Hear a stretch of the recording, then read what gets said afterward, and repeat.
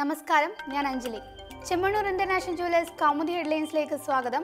Powered by Fortune industries, presented by Baba easy English in association with high sleep mattresses. ഒഴിപ്പിക്കലിൽ ഒറ്റക്കെട്ട്. മൂന്നാർ ഭൂമി കയ്യേറ്റ വിഷയത്തിൽ കർശന നിലപാട് വ്യക്തമാക്കി മുഖ്യമന്ത്രി. ഒഴിപ്പിക്കൽ സംബന്ധിച്ച് സർക്കാരും മുന്നണിയും ഒറ്റക്കെട്ട്. LDF-ൽ പ്രശ്നങ്ങളില്ലെന്നും അത്തരം ധാരണ പരത്തുന്നത് കാര്യങ്ങൾ പഠിക്കാത്തവരെന്നും പിണറായി. മുഖ്യമന്ത്രിയുടെ പരാമർശം തലസ്ഥാനത്ത് മാധ്യമപ്രവർത്തകരുമായുള്ള ചർച്ചയിൽ. ഉദ്യോഗസ്ഥരും സർക്കാരുമായി ആശയക്കുഴപ്പം സൃഷ്ടിക്കാൻ ശ്രമിക്കുന്നത് മാധ്യമങ്ങളെന്ന ചർച്ചയിൽ മുഖ്യമന്ത്രിയുടെ വിമർശനം. ഉദ്യോഗസ്ഥരെ എങ്ങനെ ഉപയോഗിക്കണമെന്ന് സർക്കാരിനറിയാം. കയ്യേറ്റക്കാരോട് യാതൊരു ദയവും കാണിക്കില്ലെന്ന് രാവിലെ പരിസ്ഥിതി പ്രവർത്തകരുമായുള്ള കൂടിക്കാഴ്ചയിൽ മുഖ്യമന്ത്രി.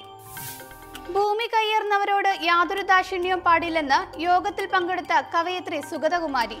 കയ്യേറ്റങ്ങൾ ഒഴിപ്പിക്കുന്നതിൽ രാഷ്ട്രീയ പാർട്ടികളും മതമേലധ്യക്ഷരും ഒരുമിച്ച് നിൽക്കണമെന്നും സുഗതകുമാരി. അഴിമതിക്കുരുക്കിൽ ആദ്മി പാർട്ടി. ഡൽഹി മുഖ്യമന്ത്രി അരവിന്ദ് കെജ്രിവാളിനെതിരെ വീണ്ടും അഴിമതി ആരോപണം.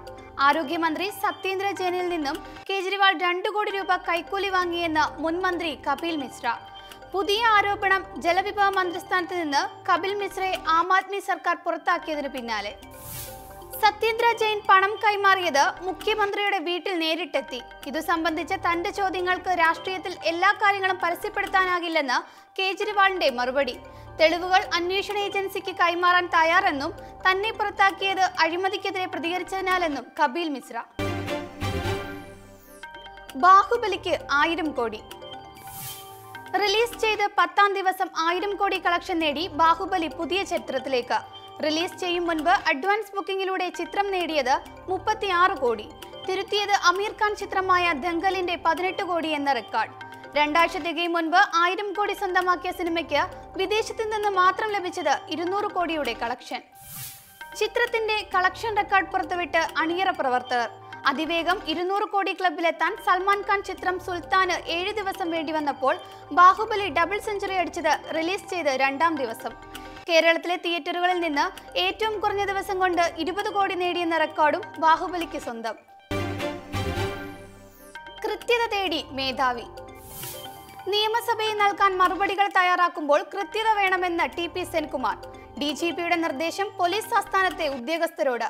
മറുപടികളിൽ കൃത്യത പോരെന്ന ആക്ഷേപങ്ങളുടെ പശ്ചാത്തലത്തിലാണ് സംസ്ഥാന പോലീസ് മേധാവിയുടെ നിർദ്ദേശം.